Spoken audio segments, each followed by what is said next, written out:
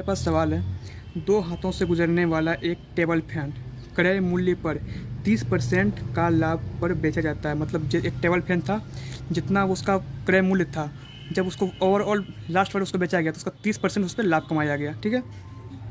तो पहला व्यापारी, मतलब दो दो आदमी को बेचा गया, पहला व्यापारी को बेचा गया, फिर पहला व्यापारी ने दूसरे व्यापारी को बेचा। तो पहला व्यापारी 25% का उसका लाभ, उस पर लाभ कमाता है। तो दूसरा व्यापारी उस पर कितना परसेंट का लाभ कमाया, ये हमसे पूछ रहा है। ठीक है, इसको हम सॉल्व करते हैं। तो इस टाइप का सवाल को बनाने का सबसे आसान तरीका होता है ये वाला formula, a plus B plus A into B अपन 100 अपन ये होता है। ठीक है, इस टाइप से इसको हम इसको पुट करते हैं। पहला ओवरऑल कितना प्रॉफिट है, 30% है। एक प्रॉफिट मान लीजिए पहला व्यापारी का लाभ कितना, 25% है। पहला व्यापारी कितना लाभ कमाया, 25% कमाया। तो दूसरा व्यापारी इसका हमको पता नहीं है, दूसरा व्यापारी का ही हमको बोल रहा निकालने के लिए, इसका हमको पता नहीं है। मान लेते हम एक्स कमाया, ये पहला व्यापारी कितना कमाया, 25% कमाया।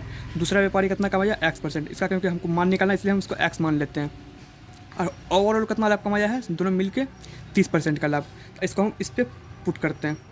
25 प्लस x प्लस, अब देखिए हमेशा इसमें लाभ है इसलिए हम हर जगह प्लस देंगे। अगर कहीं माइनस होता तो हम जहाँ पे माइनस होता है वहाँ पे माइनस लगाते हैं। तो यहाँ पे 25 गुना x अपन 100/100। ठीक है, इसका ये हमारा लाभ हुआ है दोनों को मिला के। और कितना लाभ है, मतलब सब मिला के लाभ कितना, आखिरी लाभ 30% है। ये हमारा हो गया 30%। ये क्या हुआ, यहाँ पे पहला व्यापारी 25% कमाया, दूसरा व्यापारी x% कमाया। इसका हमको मान पता नहीं, जिसको हम x मान लिए। इसको हम इस फार्मूले पे मतलब पुट करते हैं। 25 प्लस x, ये वाला formula, a plus B plus A into B अपन 100। a यानी 25 प्लस x प्लस 25 गुना x/100। ठीक है, अब इसका टोटल मान कितना है, 30 है, इसलिए हम यहाँ पे 30 लिखे हैं। इसको हम सॉल्व करते हैं। 25 से 100 कट गया 4 बार में, 25 से 100 कितना बार में कटा, 4 बार में कटा। अब यहाँ पे देखते हैं 25 प्लस x प्लस x/4, यहाँ पे x बचा, यहाँ पे 4 बचा, 30 यहाँ पे। अब यहाँ पे x प्लस x/4 बराबर कितना हो जाएगा, हम इस 25 को इस साइड भेजते हैं। 30 माइनस 25 हो गया यहाँ पे 5। x प्लस x/4 का मान कितना आ गया, 5 आ गया।